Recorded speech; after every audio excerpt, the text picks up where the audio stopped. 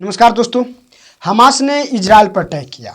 उसके बाद इजराइल के प्रधानमंत्री बेंजामिन नेतन्याहू ने हमास के खिलाफ युद्ध की घोषणा कर दी, जिसके बाद दुनिया के कई सारे नेताओं की प्रतिक्रिया आई। कई देश इजराइल के खुल के सपोर्ट कर रहे हैं तो कई देश इजराइल का खुल के विरोध कर रहे हैं, यानी हमास का सपोर्ट कर रहे हैं। ईरान जैसे देश जो कि हमास का खुलकर समर्थन कर रहा है। इससे देखते हुए ऐसा लग रहा है कि दुनिया विश्व युद्ध की तरह दो गुटों में बढ़ती हुई नजर आ रही है। खैर, दुनिया दो गुटों में बटे या ना बटे, लेकिन हमारे देश में सोशल मीडिया पर युद्ध सा छिड़ गया। ऐसा लग रहा है कि द्वितीय विश्व युद्ध की तरह जिस तरह से दुनिया दो गुटों में यानी मित्र राष्ट्र और धुरी राष्ट्र में बटा हुआ था, ठीक वैसे ही हमारे देश में सोशल मीडिया पर, चाहे वो पत्रकार हो या कोई और हो, दो गुटों में बटा हुआ दिखाई दे रहा है। एक जो कि इजराइल का समर्थन कर रहा है और दूसरा जो कि इजराइल का विरोध यानी हमास का समर्थन कर रहा है। प्रधानमंत्री जी ने इस घटना पर ट्वीट किया, यानी हमास ने जो किया है प्रधानमंत्री जी उसे आतंकी घटना बता रहे हैं।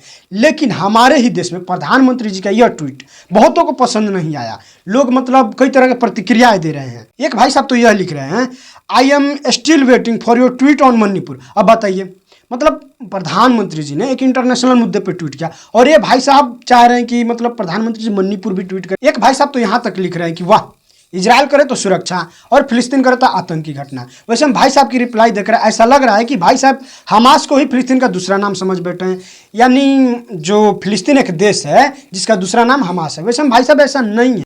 हमास एक ऐसा संगठन है जिसे अमेरिका, यूरोपीय यूनियन, कनाडा, जापान जैसे देश इसे आतंकी संगठन मानते हैं और इसे बैन कर रखे हैं। सबसे मजे की बात यह है कि विनोद कपरी जी ने एक ट्वीट किया और लिख रहे हैं, नग्न इजरायली महिला के शव पर पैर रखकर अल्लाहू अकबर का नारा लगाने वाले बर्बर हैं, जल्लाद है, राक्षस है, आतंकी हैं, दानव है, दैत्य हैं। ऐसा भयावह वीडियो संपूर्ण मानव जाति पर कलंक है। भाड़ में जाए ऐसे युद्ध, ऐसी आज़ादी जो आपको राक्षस बना देती है। ऐसे जलादों को नर्क भी नसीब ना हो। दरअसल क्या हुआ था कि एक वीडियो सामने आया था जिसे देखने के बाद विनोद कपरी जी के अंदर से एक आवाज़ है कि भाई आज मोदी के विरोध में नहीं बल्कि इस घटना पे कुछ लिखते हैं, और विनोद कपरी जी ने ही लिखा। इसमें विनोद कपरी जी को आप लोग जानते ही होंगे। विनोद कपरी जी एक फिल्म मेकर हैं, एक पत्रकार हैं। सबसे बड़ी बात है कि सबसे कट्टर सेकुलर हैं। सेकुलर से याद आया कि विनोद कपरी जी जैसे ही मतलब ट्वीट किया तैसे ही प्रतिक्रिया आना शुरू हो गया। मंडल से रिप्लाई देखने को मिला कि तुम लोग दोगले सेकुलर हो। एक लिख रहा है कि आ गया संघी लिबरल, और बहुत सारे, खुद ही देख लीजिए।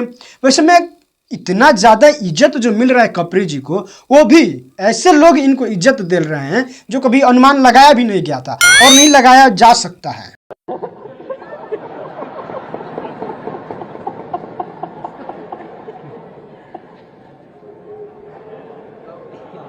अब आप ही लोग बताइए, बेचारा देश से हजारों किलोमीटर दूर की एक घटना पर श्री विनोद कपरी जी महामानवता के नाते अपने अंदर के आत्मा को आवाज़ सुनते हुए अपने अंदर के फीलिंग को ही तो सिर्फ प्रकट किए थे। जैसे ही इन्होंने अपने फीलिंग को प्रकट किए वैसे ही इनके हर विचार को सपोर्ट करने वाला लोग, अब पता नहीं इनके विचार के लोग सपोर्ट करते हैं या ये लोग के विचार को श्री विनोद कपरी जी सपोर्ट करते हैं, मतलब इन पर टूट पड़े। वैसे में सबसे कट्टर सेकुलर व्यक्ति हमास को इस तरह से गाली दे तो इस पर इस तरह की प्रतिक्रिया आना तो लाजमी ही है। लेकिन अच्छी बात यह है कि विनोद कपरी यहीं तक नहीं रुके, वरना उनसे कई तरह के लोग सवाल करते कि तुम आरएसएस कब ज्वाइन किए हो, बीजेपी के कब ज्वाइन कर रहे हो, आरएसएस शाखा में जाना शुरू कर दिए हो का।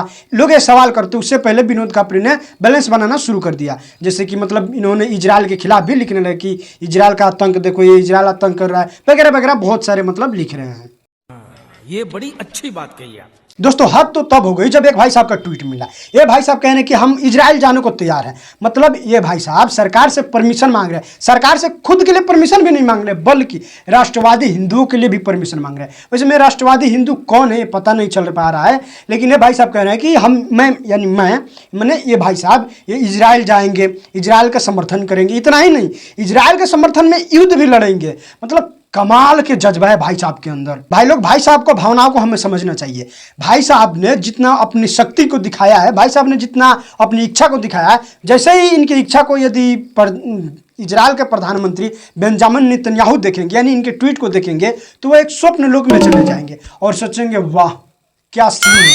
वैसे में भाई साहब की इस ट्वीट की वजह से भारत और नेपाल का जिस तरह से बेटी रोटी का संबंध है, उससे कहीं ज़्यादा गहरा संबंध इजराइल के साथ संबंध जुड़ सकता है। क्योंकि इजराइल के प्रधानमंत्री ऐसा देखेंगे तो मतलब क्या नहीं सोचेंगे। इतना ही नहीं, बेंजामिन नेतन्याहू जी यहीं तक सीमित नहीं रहेंगे। बेंजामिन नेतन्याहू जी भाई साहब को मेडल ऑफ ऑनर से सम्मानित करेंगे, क्योंकि भाई साहब इजराइल के लिए युद्ध लड़ने और मरने और मारने की बात कर रहे हैं। वैसे तो भाई साहब का तो इतना सम्मान तो बनता है। वैसे में तनिक भाई साहब को सोचना चाहिए कि हमारे देश में यानी भारत में बहुत सारे लोग इलाज की वजह से मर रहे हैं, मतलब लोगों का इलाज नहीं हो पा रहा है जिससे लोगों को जाने जा रही है। इतना ही नहीं, भारत ही देश में बहुत सारे लोग भूख से भी मर रहे हैं। इतना ही नहीं, भारत देश में यानी हमारे देश में बहुत सारे लोग अपराध की वजह से मर रहे हैं, तो बहुत सारे लोग सरकारी सिस्टम में बैठे लोगों की वजह से मर रहे हैं, तो बहुत सारे लोग एक्सीडेंट से मर रहे हैं। लेकिन भाई साहब को अपने देश की चिंता नहीं है। भाई साहब की चिंता है तो देश से हजारों किलोमीटर दूर एक छोटा सा देश है इजराइल,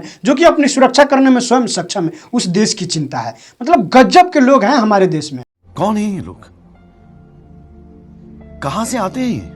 दोस्तों 100 बात की एक बात, इजराइल एक ऐसा देश है जिसने युद्ध में जितने भी गल्फ कंट्री है सबको मारा है, यानी सबसे युद्ध जीता है, एक साथ जीता है। इतना ही नहीं, पहले जब इजराइल उस समय इतना मजबूत था, तो आज सोचिए कि कितना मजबूत हुआ होगा, टेक्नोलॉजी कितना विकसित किया होगा, और किया भी है। इसका विदेश नीति कितना स्ट्रांग है। और आज हमास चाह रहा है कि अरब के जितने भी मुल्क है इनके सहारे हम इजराइल पर जीत हासिल कर लेंगे। ऐसा तो कभी संभव दिख भी नहीं रहा है। जितने बार भी हमास अटैक करेगा इजराइल पे, उससे कई ज़्यादा और कई गुना मतलब हमास को इजराइल दुख देगा, दर्द देगा, जिसका खमियाजा भुगतना पड़ेगा फिलिस्तीन को, अरब के कई मुल्कों को, जो दिख रहा है स्पष्ट।